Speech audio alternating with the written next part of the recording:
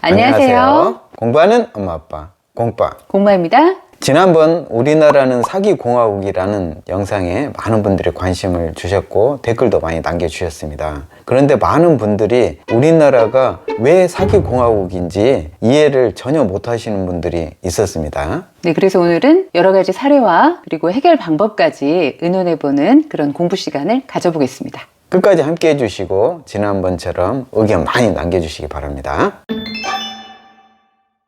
전세사기 세종시도 터졌다. 지금 전세사기 문제가 인천부터 시작해서 전국적으로 문제가 많죠. 확정 일자를 받아도 소용없다고 합니다. 이 사기를 당하게 되면. 네, 진짜 어떻게 해야 될지 뭐부터가 문제인지를 모르겠어요. 또한 은퇴자 올리는 분양형 호텔 피해 속출.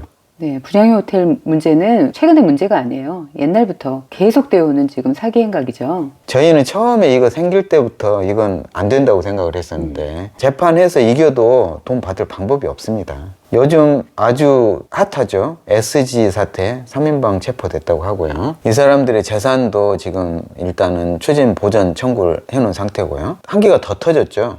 지금은 탈당했는데 더불어민주당 의원이었던 김남국의 코인. 네, 너무 황당해서 말이 안 나오는데 이 본인의 자리에서 알 수 있는 여러 가지 정보들을 이용해서 자기 사리사욕을 채운 거잖아요. 지금 국민들이 다 사기를 당한 거죠. 국민들이 이게 왜 나하고 무슨 상관이냐, 저놈은 나쁜 놈인 거 알겠는데 나하고는 무슨 상관이냐 이렇게 생각하시는 게 더 문제인 것 같아요. 그렇죠. 지금 이틀째 압수수색했다는 뉴스. 김남국이 코인판에 상위 0.01% 쩐주라고 합니다. 타짜죠, 타짜. 그럼 그냥 투자를 하지. 왜 국회의원 하는지 모르겠어요. 근데 자, 이런 사람도 국회의원을 할 수 있다는 게 이 나라가 진짜 이상한 것 같아요. 변호사니까 법의 허점이나 이런 것들을 너무 잘 알지 않을까 싶어요. 국회의원으로서 정책을 만들고 법안을 발의하고 지대한 영향이 있는 거잖아요. 이것도 저는 아주 쇼킹했어요. 우리나라가 진짜 이 정도인가. 그러니까 이게 다 사기를 당한 거예요, 지금. 50억 무죄라고 하는데 이게 법이 상식을 벗어나면 안 되지 않아요? 그렇죠.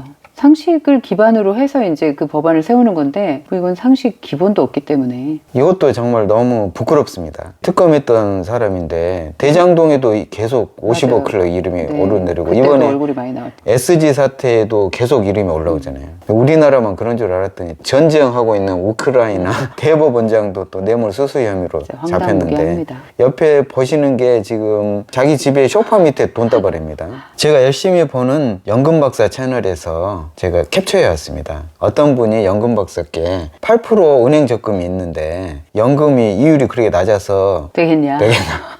그래서 이분이 이제 그런 일이 있을 수가 있나? 달라고 해서 공부를 해보신 거예요. 8% 이자라고 되어 있는데 실제로 따져보니까 이렇습니다. 1년 동안의 이자는 8%가 맞는데요. 적립돼 있는 거에 대해서는 이자를 안 주는 안 주고 거예요. 새로 들어오는 돈에 대해서만 이자가 부여가 되는 거예요? 그것도 1년 것만. 그러다 보니까 나중에 따져보니까 0.7%. 이게 완전 사기 아닌가 이런 얘기는? 이건 진짜 사기인데 이런 게 사기가 아닌 것처럼 가볍게 이렇게 다 뽑아가지고 광고를 할 수 있다는 게 이런 걸 잘하는 게 능력이 있는 마케터?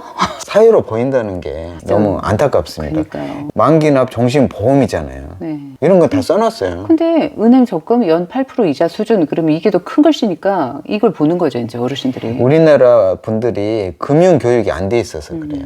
구별을 잘 못하시고 말하는 것만 고지고대로. 그런 걸 이용해서 사기를 치는 거죠. 네. 교도소에서 한 명 1년간 들어가는 돈이 3,100만 원이라고 합니다. 먹이고 재우고 시설 유지, 직원들 인건비 이런 걸 다 따진 거죠. 그러니까 다시 감방을 돌아가려고 하는 사람들이 생기고 많다는 거죠. 사기 구범이 처분보다 훨씬 많다는 거 아니에요. 사기가 이게 아주 가성비가 있다는 거예요. 그걸 아는 거지 그 사람들은. 그 사람들은 교도소 들어가서 더 기술을 갈고 닦는 것 같아요. 사기꾼들끼리 모여 있잖아요. 거기서 서로 정보를 교류하고 다음 사기를 어떻게 칠 건지 충분히 연구된 다음에 나와서 또 사기를 치는 거죠. 그러니까 이게 지금 굉장히 심각하고 사회가 지금 이렇게 돌아가고 있는데 순진하신 분들이 이게 마치 저희가 우리나라를 좋은 사람들이 이렇게 많이 사는데 나쁜 나라로 몰아가는 것처럼 이렇게 생각을 하시더라고요. 그리고 본인이 이런 사기하고는 상관이 없다고 생각하시는 거예요. 본인은 피해받는 것도 모르시는 거죠. 그러니까. 이건 남의 나라 일이고 이건 뉴스에나 나오는 일이지 나하고는 상관이 없다 이렇게 생각을 하시는 것 같아요. 근데 이건 진짜 순진하다고 해야 되나? 공부가 안 된 상태라고 저희는 생각을 해요. 저희는 우리나라를 정말 좋아하고요. 전 세계에 내놔도 부끄럽지 않다고 생각합니다. 그런데 이 부분에 대해서만큼은 문제가 있고 바꿔야 된다는 것이죠. 예를 들면 SG 사태 같은 경우도 보시면 그 사람들이 투자한 사람들한테 투자 수익의 50%를 수익으로 받았어요. 네. 근데 수익을 어떻게 받았냐면 다양한 방법으로 받았는데 그게 전부 탈세예요. 그러면 탈세를 했다면 결국은 우리 순진하게 세금 내고 있는 우리는 손해인 거잖아요. 우리가 그 돈을 메꾸는 거죠. 쉽게 얘기하면. 그러니까 이게 지금 위부터 아래까지 이렇게 다 일어나는 이 사기 일들이 우리하고 상관이 없는 게 아니라 굉장히 밀접하게 연관이 돼 있는 거죠. 1년에 3,100만 원씩 드는 저 사기꾼들 먹이고 재우고 하는 돈도 다 우리 세금으로 나가는 거예요. 그렇죠. 이걸 진짜 생각을 하고 계셔야 되고, 저희가 이것에서 열불 내는 이유가 우리가 이렇게 관심을 가져야 법을 바꾸는 사람들이 법을 바꿀 수 있는 그런 생각이 들도록 해야 되는 거죠. 그렇죠. 공부를 하다 보니까 우리나라 사기법이 굉장히 약하고 네. 처벌이 해외는 그렇지 않잖아요. 네. 굉장히 강하고 막 몇십 배 막 이렇게 징벌적으로 매기고 법 자체가 강하니까 사기칠 엄두를 못 내는 거예요. 이러다가 보면 이제 우리나라로 다 사기꾼들이 모여들게 생겼어요. 지금 다 그러고 있지 않은가 싶고.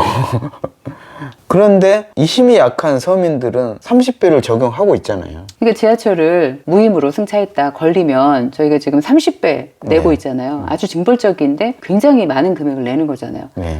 13,500원 아끼려다 100만 원 낸 사람이 본인은 소송을 한 거죠. 억울하다고 생각해서 헌법재판소까지 간 거죠. 그 법에 대해서. 그러니까 이게 참 뭐 이게 좋다고 하는 건 아니지만 그럼요. 잘못됐지만 힘이 약한 이런 개인한테는 이게 30배씩 물리면서 왜 이런 정치가들이나 아니면 뭐 8범 9범 된 이런 사기꾼들이 저지르는 거에 대해서는 그렇게 약한지 모르겠어요. 그게 속이 상하다는 거죠. 결론적으로 징벌적 손해배상을 대폭적으로 적용을 해야 된다고 생각하고요. 특히 사기죄, 횡령, 공직자들의 직위를 이용한 범죄라든지 판검사, 변호사들 이런 사람들 같은 경우에 더 가중처벌해야 된다고 생각하고요. 그렇죠. 다 알고 있으면서 하는 거니까. 그럼요. 더 나쁜 사람들이죠. 그렇죠. 또 이용해서 그런 권력을 이용해서 하는 거니까 네. 정말 더 심하면 심하게 징벌을 해야지 그렇게 가볍게는 좀 네. 말도 안 되는 것 같아요. 근데 왜 그럴까요? 위에 있는 사람일수록 사기를 다 많이 쳐서 그런가? 왜 그 법이 약한지 이해가 안 되는 거죠. 징벌적 손해배상은 불법 행위로 발생한 피해액보다 훨씬 더 큰 돈을 배상금으로 지불하게 하는 걸 말하고요. 이것은 시초가 함무라비 법전부터 유래한 아주 전통 있는 그런 제도입니다. 그런데 안타깝게도 우리나라는 이걸 대폭적으로 적용하진 않고 주로 영국과 미국 이쪽에서는 이걸 광범위하게 적용을 하고 있는데 우리나라는 일제를 거치면서 그 근원이 독일이거든요. 대륙법 체계에서는 징벌적 손해배상을 그렇게 많이 적용하진 않는 것. 우린 그쪽에서 좀 덜한데 그럼에도 불구하고 뭐 신용정보법이라든지 이런 것들은 최근에 한 10년 사이에 많이 도입이 됐어요. 한 20여 가지 자잘한 법들에는 징벌적 손해배상을 적용을 하고 있거든요. 보통 한 3배까지. 대표적인 것이 철도와 지하철의 무임승차 30배. 네. 이런 것들이 징벌적 손해배상이죠. 결론적으로 어떻게 해야 될까요? 그 나라로 볼 수도 있고 개인의 입장에서도 볼 수가 있는데 어떻게 해야 될지. 국가 차원에서는 첫 번째로 이 사람들이 사기를 치는 이유가 돈 때문이거든요. 사기를 치면 돈을 번다는, 감옥에 갔다 와도 돈이 남는다.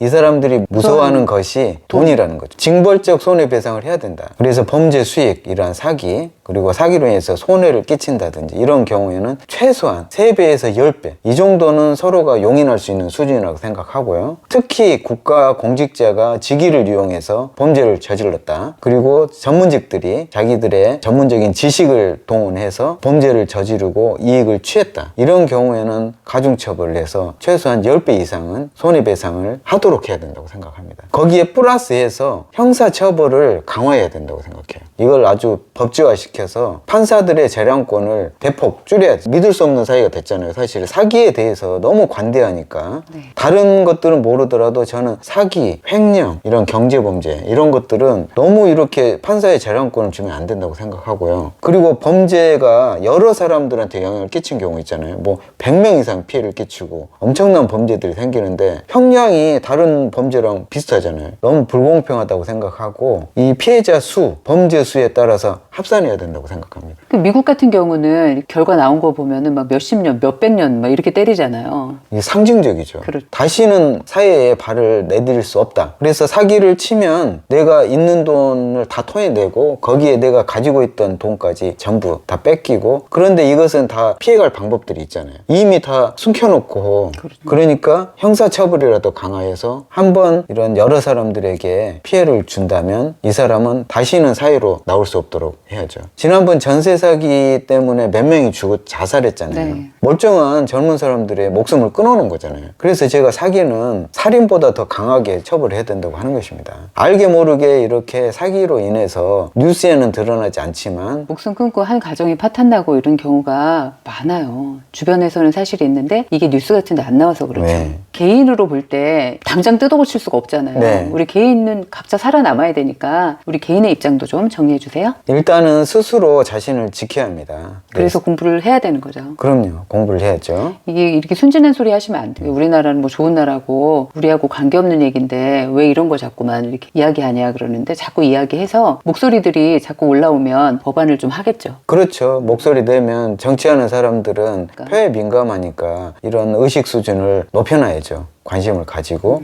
그리고 우리가 특히 또 노후의 사기 한번 당해보세요. 네. 정말 온 가족이 다 고생입니다. 본인만 피해를 받으면 모르겠는데 가족들 피해를 어떻게 합니까? 네. 스스로 잘 지켜야 되고, 그러려면은 욕심을 안 부리셔야 된다고 생각해요. 그리고 공부를 해야겠죠. 그럼요. 네, 이게 공부라고 하면 자꾸 어렵다고 생각하시지만 이게 내 가족 또는 나 자신을 지키기 위한 이런 공부들은 우리가 공부라고 하는 게 아니잖아요. 네. 그냥 꼭 해야 되는 것들이에요. 저희 공부하는 엄마 아빠에서는 우리 어르신들한테 딱딱한 공부를 하자는 것이 아닙니다. 학교 다닐 때는 좀 재미없는 공부들 했지만 나이 들어서는 재밌는 공부들이 너무 많습니다. 그리고 돈이 안 듭니다.